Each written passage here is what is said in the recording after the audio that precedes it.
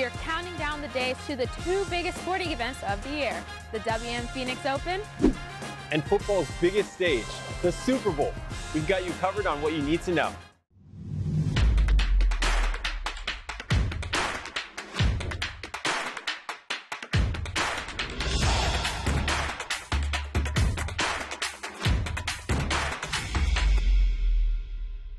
Here at TPC Scottsdale, many new additions have been added to create the best experience for the greenest show on grass.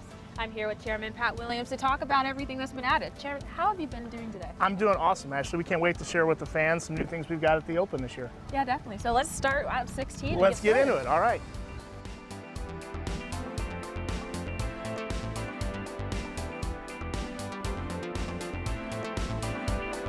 All right, so we're here at 16, the most iconic hole at the WM Phoenix Open. Walk me through the process of how long it takes for you guys to plan this out, and are there any new additions here? Yeah, so we start construction in September before the previous year, and construction will take us about 5 months. So you can see we're really close to being done. And then we've got, two new structures this year out by the green. We've got 2 new video boards that we're really excited about. That'll be new additions. And then talking about the entrance. So before even seeing hole 16, right, you see the iconic entrance that says like People's Open, everything. So there's going to be new additions for next year. Yeah, so the entrance we've been planning for all year. We've got DraftKings, as you just mentioned, as our partner. Next year's tournament, we'll have a new venue and a restaurant on site for DraftKings. It's under construction now. We had to build an alternative entrance, and we've got a really exciting entry for our fans. We have a new merchandise tent on property. Last year's was 5,000 feet. Now it's 25,000 feet. You're going to be able to find anything you want Phoenix Open wise. And then on 16, we have a new commemorative cup. If you happen to want an adult beverage, you can buy a beverage and you'll get a commemorative cup this year, and it should be really great for the fans. The purse went from 8.2 million to a whopping 20 million. Yep. That's huge. How does that make you guys feel as the Thunderbirds and as a team? Fortunate. I mean, the PGA Tour selected a few designated tournaments to have a larger purse. So as you said, we'll go from 8.2 to 20 million. It means our winner this year will get $3.6 million to win, and our field will be as good as we've ever had. So People's Open here is also the same weekend as the Super Bowl. What type of fan atmosphere are you hoping for? Well, we've been lucky enough to have the Super Bowl in Phoenix with the Phoenix Open before. So we've been through it, we've planned for it, we've prepared for it. We've obviously known this was coming. So we know we'll have more media here. We know we'll have more fans here. We'll have fans who haven't ever been to our tournament come to our tournament because they're here for the Super Bowl, but we're prepared. Awesome. Well, Chairman, thank you so much for your time today. I enjoyed talking with you about the new additions and what makes the WM Phoenix Open the best tournament in Phoenix. Thanks, Ashley. While it takes a lot of work to get TPC Scottsdale up and running for the thrill golf fans love, the WM Phoenix Open is also home to several special events, including the 2nd annual Concert in the Coliseum on February 4th, with a performance from Maroon 5 and country artist Walker Hayes live from the 16th hole. Then, the week of the tournament gets rolling on Tuesday with a Q&A with PGA pros and the Santan Ford Special Olympics Putting Challenge. The Annexus Pro-Am then kicks off on Wednesday with sports stars like Michael Phelps and Emmett Smith set to play. And for the next 4 nights, the Open will hold the Coors Light Bird's Nest, a giant entertainment tent with a stacked list of headliners, featuring Jason Aldean, Machine Gun Kelly, and the Chainsmokers. It all promises to be a weekend of fun and a little bit of chaos, especially at Sky Harbor International Airport, with all these celebrities and golfers coming to the Valley.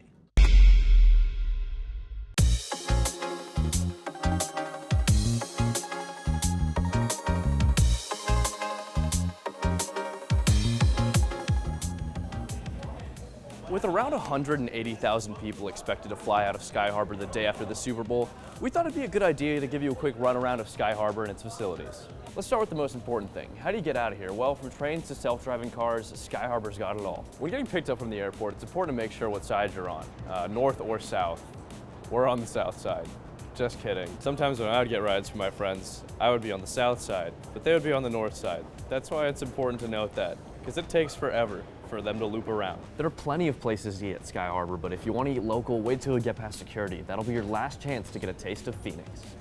They won't let me pass security, but this map will show you some of the places you can eat once you get to your gate. My personal favorite place at the airport is closed right now, but it should be open around Super Bowl time. It's the Phoenix Airport Museum. They've got rotating exhibits that are a great place to kill some time in.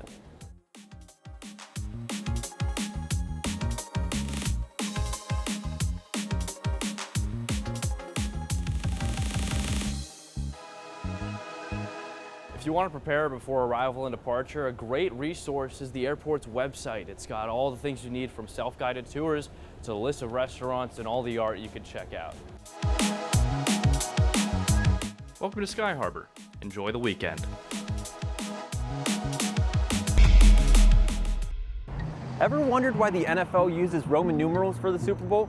Well, using years would just get too confusing, as the big game is played in the calendar year after the regular season. Kansas City Chiefs founder Lamar Hunt thought that using Roman numerals would give the game some extra style and pizzazz. And the only Super Bowl that hasn't used Roman numerals was Super Bowl 50. The league thought that the lone L wouldn't be good for marketing. You can never go wrong with chips and guac on Super Bowl Sunday. In fact, 8 million pounds of guacamole and over 14,000 tons of chips are eaten on the big day. Last year, the average cost for a Super Bowl commercial was a record $6.5 million, and that record could be broken again this year. Back in 1967 for Super Bowl I, the average cost for a Super Bowl ad was a measly $37,000. Believe it or not, but whoever wins the Super Bowl will have more wins this season at State Farm Stadium than the host team, the Arizona Cardinals, who went 1-8 in Glendale and lost to both the Chiefs and Eagles at home. Both teams are repped by passionate fan bases, with one already having their stamp on the Valley. Pub Rock in Scottsdale, just in the backyard of Super Bowl 57, has become known as the ultimate Chiefs hotspot and watch party for years now, gathering people from all over the country to chop one same chop. I was born and raised in Kansas City, huge Kansas City Chiefs fan. So when I seen the stuff popping up, I said, hey, what's all the Chiefs stuff? That's when I was introduced to Nancy, the lady that bought the bar. And Nancy and I, in 2013, decided to make this a Kansas City Chiefs bar. Aside from being a live music venue, Pub Rock Live bleeds red, win or lose. Football fans of all ages from all over start to line up around 2 hours before doors open and reach capacity almost every game day. Everybody treats each other equally and friendly, and that's kind of all about what the Midwest is all about, Kansas City's all about. And then, you know, we've got all the music and the sounds and all the things that they do at Arrowhead to give people that haven't been home in a long time a chance to feel like they're home just a little bit. A family gathering that will continue to grow as the Chiefs make their way to Glendale for Super Bowl 57. If you don't have an extra $5,000 plus lying around to be at State Farm Stadium February 12th, join the ultimate watch party at Pub Rock and make sure to arrive early. In Scottsdale, Olivia Eisenhower, Cronkite Sports. Many Arizonans are excited to have the Super Bowl in Phoenix this year, and many people are traveling in from out of town, but they might be packing shorts when they might actually need a jacket. It's a little bit too far out to accurately forecast for the day of the Super Bowl, but we can look at the climatological averages for February 12th. Our average high temperature is 70 degrees, and the average low for that day is 49. We've historically had a little bit of rain with 0.02 inches. Now, back in 2016, we had our hottest February 12th on record in the Valley. That was 87 degrees. Let's take a walk down memory lane looking at the past 4 Super Bowls we've hosted here in Arizona. Peyton Major is at Sun Devil Stadium to talk about the 1996 face-off between the Steelers and the Cowboys. Thanks, Sarah. On January 28, 1996, the Super Bowl finally came to Arizona. The 30th Super Sunday was held just behind me at Sun Devil Stadium. It was actually the last time a Super Bowl game would be hosted at a college campus. Arizona was a long-awaited destination for the big game. On that day 27 years ago, the high was 67 degrees and the low was 42. It was a sunny day for the Steelers and the Cowboys, as well as the 76,000 people who were in attendance. But this wouldn't be the last time that Arizona hosted the Super Bowl game. Evan List tells us about the next one. Far from it, Peyton. In 2006, State Farm Stadium behind me, then called University of Phoenix Stadium, opened its doors to the public and the world of professional football. Hailed for its unique design with a retractable roof and a movable field, it didn't take long for it to be awarded Super Bowl 42 to take place in 2008. And unlike last time, the Giants and Patriots weren't as lucky weather-wise as a strong storm system moved through the western U.S. and approached Arizona. The high that day was only 63 degrees, about 6 degrees below average for the day, while the low was 45. And we actually had a trace of rain move through the valley, which prompted the stadium's famous roof to be closed for the game, yielding a temperature of about 70 degrees inside the stadium. Now, next time we had a Super Bowl here, things were different. Luke tells us more. And the last time the Super Bowl took place here was actually February 1st of 2015. And that game was the Seahawks versus the Patriots. And they couldn't have asked for a better day to play football. The temperature was a high of 69 degrees, and the temperature at kickoff was 66 degrees. And that was the warmest Super Bowl in Arizona, but actually the warmest Super Bowl that has ever taken place was actually last year in LA at SoFi Stadium, where the high temperature got all the way up to 85 degrees. Back to you, Sarah. Thanks, Luke. To host a Super Bowl, the NFL requires that a location have at least an average temperature of 50 degrees or higher, or a domed roof. And that makes Arizona one of the perfect places to host the Super Bowl.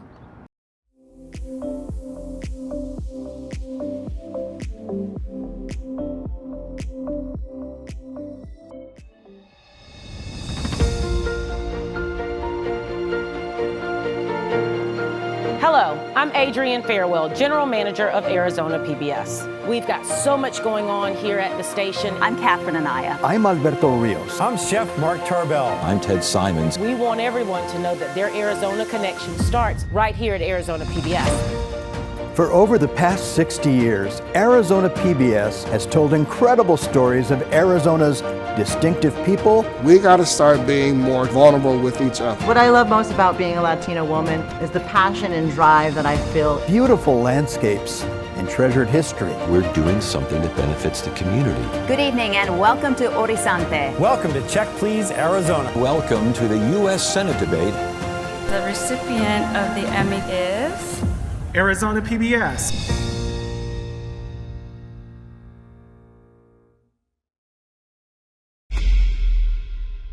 Thousands of fans from around the country will be headed to this year's Super Bowl in Arizona. They'll be on the market looking for the best deals on tickets and accommodations. But experts are urging these people to watch out for potential scams. Arizona Attorney General Chris Mays offers these helpful tips. Cash is not king. Don't pay with cash, wire transfers, gift cards, or prepaid money transfers. It is much harder to trace these methods of payment and could prevent you from receiving a refund. 2, watch out for new deals and low prices. The average ticket price is around $6,000, so if you see a deal that looks too good to be true, it probably is. 3, don't buy from strangers online. You know the old saying, stranger danger, and it will continue to stand true here. So stay away from your eBays, Facebook marketplaces, and Craigslist. 4, and finally, make sure to double check that the website is legitimate. It's simple. Make sure you are buying from trustworthy places that you know and are familiar with. That's not going to be the only concern as the big weekend in the Valley approaches. Arizona gaming officials are worried about sports betting, especially because Arizona is the first Super Bowl host site with legalized gambling laws. Lots of wagers will be placed. There's no doubt about that, but experts warn about the dangers of not gambling responsibly. Gambling, especially sport betting, is right here. It's in your hands. It's in this device. It is so accessible. Sue Figueroa is a counselor at A Path to Healing in Phoenix. She works with patients with sports gambling addictions, and with the Super Bowl right around the corner, she may be needed more than ever. It's hard for people with gambling addictions to escape the barrage of advertisements from sports books trying to get people to make bets. I think anything that can be done probably should be done as far as the gaming industry goes. It's hard to say what that is, like those little blurbs at the end of the commercials where if you feel you have a problem, call this number. That would have done nothing to me. You know, it took a loved one's intervention to open up my eyes. Helpline disclaimers on commercials don't do enough, but Figueroa believes more can be done. I think that it will be a great thing if the Super Bowl will designate an amount of revenue for education and prevention. Yes, we do have the Office of Problem Gambling, but we have limited access to revenue. And so some of the sport betting, it still has not been allocated for treatment and prevention, education, treatment and prevention. And there is no doubt that Arizonans are excited to have the Super Bowl back in their home state. There's lots to be careful about as the game approaches, but as long as you stay vigilant about potential money traps, it should be a memorable weekend in the Valley. If you didn't snag a ticket for Super Bowl Sunday, there's plenty of events going on in town that you don't want to miss. Here's 8 budget-friendly ones. Starting at State Farm Stadium is Guy's Flavortown Tailgate. This will be on game day, and it's a free event, and there will be a diner, drive-in, and dive pop-up and a taste of local restaurants. Down in downtown at Hance Park, this is a free event filled with food vendors and live music from artists like Lee Bryce and others up until game day. Plus family-friendly games like a football obstacle course and a live broadcast of the Super Bowl. Also in downtown at the Convention Center, there will be a $20 event that comes with access to the NFL football theme park and the NFL shop. In North Phoenix at Desert Ridge Marketplace is the Desert Ridge Tailgate. This free event is hosted at the marketplace and will be available to the public on Super Bowl Sunday to watch the game while enjoying drinks and food. Going south to Old Town Scottsdale is the Old Town ESPN Main Street Tailgate. This is where merchants will fill the streets and entertainment like trick ropers and gunslingers and even life-size games will be out on the streets. Across the freeway at Casino Arizona, if you like to bet, this is your spot. They're going to play the game on the big screen while guests bet and gamble. In Tempe at Tempe Marketplace, they'll be having a tailgate where live DJs and drinks are available for guests, and you can cheer on your favorite team during the Super Bowl viewing party and play Madden up until kickoff. Headed to the East Valley in Mesa is the Super Bowl Gospel Celebration. Celebs like CeeLo Green and Chloe Bailey will be performing alongside local gospel singers. These are just some of the events in town you don't want to miss ahead of Super Bowl Sunday. At the Google Touchscreen, I'm Sydney Whitty. The groundskeeping and field maintenance crew has been hard at work in preparation for Super Bowl 57. From going to the field on a local sod farm to daily checks with concussion protocols, they are confident the field will be ready to go in just 12 days.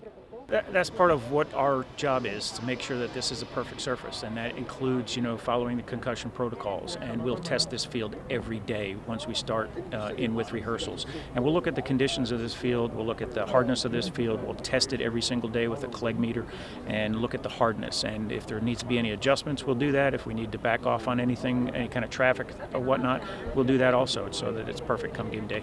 The growth pattern for this field began over a year ago and has yet to be played on.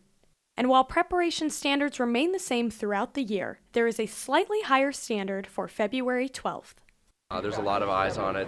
There's a lot of expectations that it's going to play perfectly. So we do give it the extra care. We've got a larger staff than most of the stadiums typically have. So we're fortunate in having a lot of hands, a lot of eyes on it, and being able to give it everything we need. There's nothing like the moment when that ball is kicked off, because all the work that has gone into that point, that's what it's all about at the end of the day, right? So yes, it's bigger when it comes with Super Bowl, but at the end of the day, this is the biggest moment in the lives of these two teams and their fans. Until then, they plan to maintain the field to make sure it's in the safest shape for the big game. In Glendale, Noelle Blumel, Cronkite News. Next week, the Chiefs and the Eagles are headed to the desert. Peyton, have you ever wondered if weather has any impact on football? Absolutely, Sarah. Let's take a look on how weather has played a role in how well the Eagles and the Chiefs did this season. At the games that the Eagles played since September 22, the average high was 58 degrees and the average low was 43. The Chiefs had a little bit more variety in temperatures. The average high was 61, while the average low was 39 degrees. Generally, Philadelphia has a colder fall and winter than Kansas City does. But that doesn't necessarily mean that the Eagles have an advantage in cooler climates. In fact, All of their losses happened on days when the low was below 40 degrees. 2 of Kansas City's 3 losses were at temperatures at or above 60 degrees. Maybe the Chiefs struggled a little bit early on, but trust me, they can handle the heat. They actually won in Glendale in September when the high was a sizzling 103 degrees. The Eagles also won when they came to Arizona in October. It was a slightly warmer than average day with a high of 91. They actually won 16 games this year under all types of weather. But the rain may be the Eagles' good luck charm. 6 of their games were played in rain, and they won all of those. Their victory against Jacksonville, a record-breaking 2 inches of rain fell. Most of the games that the Chiefs won were under sunny skies. Absolutely. The Chiefs definitely had much sunnier skies this season, and actually only 4 of their games had any kind of rain. However, they are well adapted. They won when it was only 20 degrees on Christmas Eve and when it snowed during their last 2 playoff games. Obviously, there won't be any snow in Phoenix, but according to the Climate Prediction Center, there may be some game day rain. The extended outlook shows February 8th through 14th will be colder and wetter than average. The exact Super Bowl forecast is too soon to tell at this point, but Sarah, I say people should plan for anything. I agree, Peyton. Definitely pack some shorts and a rain jacket. It's better to be prepared. Absolutely. We'll have to see how both teams fare in the desert on Super Bowl Sunday.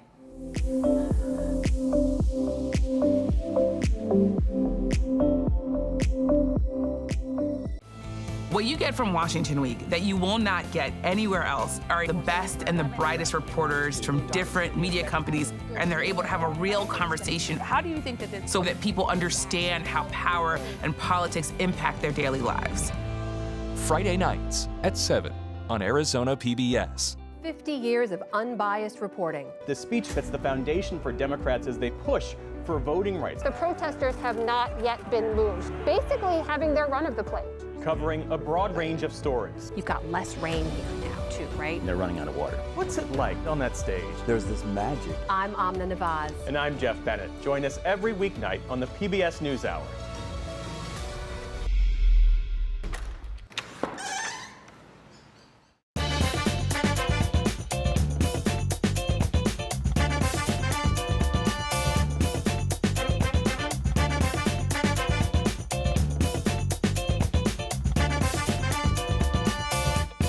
I'm here in Scottsdale with Becca Valsic from AZ Rent-A-House, and we're going to check out the rental home market for the big weekend, WM Phoenix Open and the Super Bowl all in one. It's got to be a crazy weekend, right? It's going to be insane.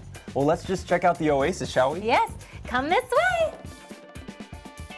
So how much really is this going for in the market and just the houses you're offering in general? Yes, so this house itself is 5 bedrooms, and this is going for $8,500 a night. A lot of our homes are on the luxury high-end scale, start about $8,000 and go to about $10,000 a night. And you, correct me if I'm wrong, but you were here for the last Super Bowl when it was in Phoenix, right? Yes, yeah. So what are the prices for these places compared to that? Different. The market has actually became really saturated. A lot of people that couldn't sell their homes ended up putting their houses on the market so that they could list them for Super Bowl. So the city itself has over 4,500 rentals right now for Super Bowl. Wow. Which takes beautiful homes like this, where without the crazy market, this would probably go for more like $15,000 a night. Mm-hmm. It's causing our prices to be driven down a bit.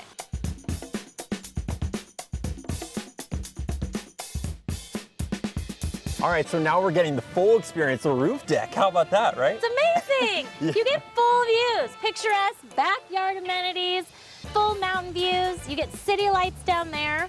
You're only about 25 minutes from the stadium from a house like this. And you talk about location. You said 4,500 homes just in Scottsdale, right? Just in Scottsdale. So what's it looking like in total across the whole valley? You're probably over 6,000. And do you think that's going to get all filled out by the time of the big game? I would hope between spectators and people that are going to just be tailgating versus people that are staying, I think we can accommodate everybody, because on top of that, the Open, you got 200,000 people coming in for the Open, so you kind of have a lot of people coming in for the same sort of timeline. So now in the kitchen, I mean, people can really boost their experience and get more amenities. What can they do here? Well, we offer a chef. So during their stay, they can have breakfast, lunch, or dinner made for them. If they want, they never have to leave. Basically, with our clientele, we are wanting to bring everything you could ever need to your home. I've been checking and I see slowly bookings coming through with Super Bowl. I think once those people start to flush through, everybody knows how long they're coming, we'll start getting accommodations next, but we are ready for them. Yeah, everybody and their family is gonna come and I'm excited to host them. Yeah, absolutely. It should be a great time. A lot of great stuff. Don't need to go to a resort, just come right here to Scottsdale. Are you looking for a star-studded party to attend? Well, I got you covered because many celebrities are hosting parties and get-togethers to get people hyped and ready for Super Bowl 57. First off, on February 10th, Shaquille O'Neal will be at his funhouse. That's right, Shaq's Funhouse will be at Talking Stick Resort with stars including Diplo and Snoop Dogg. Now, Saturday, February 11th is full of different events across the valley. Now, let's start at Talking Stick Resort, and let me tell you what, this is the place to be. First off, Rob Gronkowski will be hosting Gronk Beach featuring artists 21 Savage, Diplo, and Lil Jon. Later in the evening, Sports Illustrated will be having a party presented by Captain Morgan featuring the Chainsmokers and Machine Gun Kelly. Heading to Phoenix now, the taste of the NFL's annual Super Bowl party is making their way to the Chateau Lux and will be Saturday evening as well. Now, everyone has many opportunities to select from to enjoy the upcoming event-packed weekend. Many famous faces will be in town, and all events mentioned are 21 and up.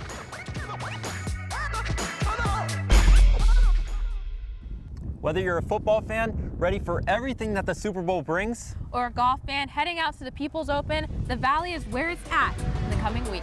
Enjoy.